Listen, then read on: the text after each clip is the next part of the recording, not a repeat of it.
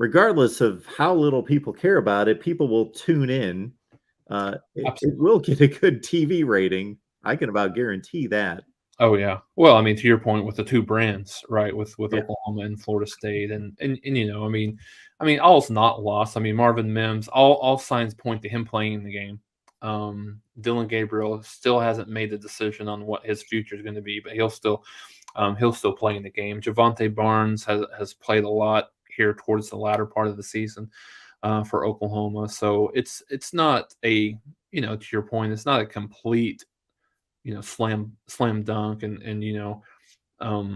I think it's interesting to see. I mean, there's a lot of comments here about, not being on the losing, not having a losing team for the first time, since 1998, for Oklahoma. So I mean, I don't know how much kids really pay attention to that, how much they really care. I tend to think that they probably don't, one way or the other. As you mentioned, 7-6, 6-7 doesn't really make much difference, other than facts, maybe useless facts at that. But yeah, I think it'll be interesting to kind of start breaking this down as it gets closer, to that game, knowing that there could be some opt outs or anything like something like that we don't know about right now that could happen as it gets closer.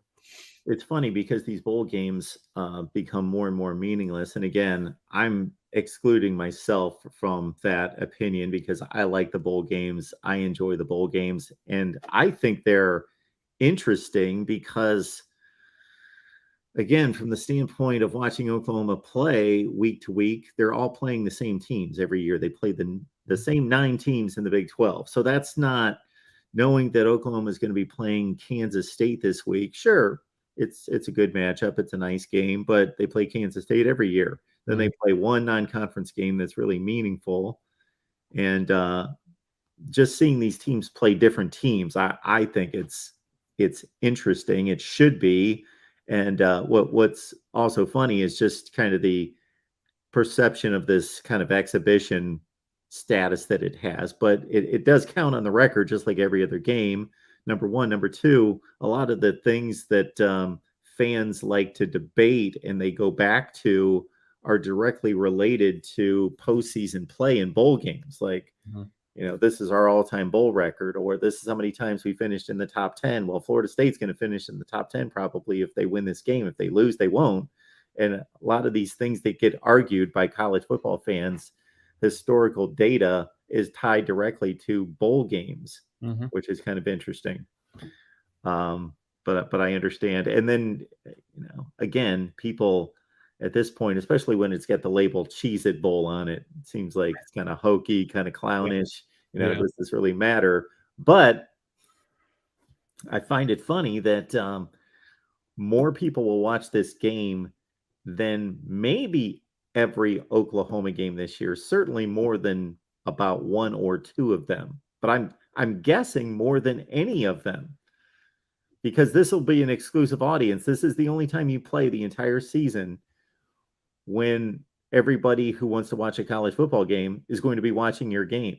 They don't have any other options. And people sit around during the holidays and they want to watch football. So they're going to watch Oklahoma and Florida State play, as opposed to when Oklahoma's playing TCU or Kansas State or fill in the blank, even the Texas game. There's 8 or 10 or 15 other games on, and some of them are really good games, and the college football audience is divided. But during these bowl games, it's in terms of like showing off and displaying your talents and your abilities and your team, this is when you're on a national stage. So it's kind of, again, both ends of the spectrum in regards to the way you can perceive the importance of these games.